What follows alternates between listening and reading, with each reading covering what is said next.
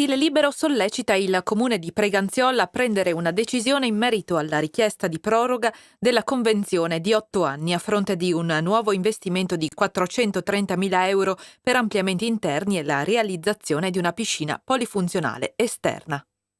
Tanto come prima cosa, Stile Libero è una società no profit, quindi questo già ci fa capire che se veramente degli utili potrebbero esserci e in questo momento noi siamo una società che ha un bilancio in pareggio fortunatamente, sarebbero reinvestiti nella struttura stessa.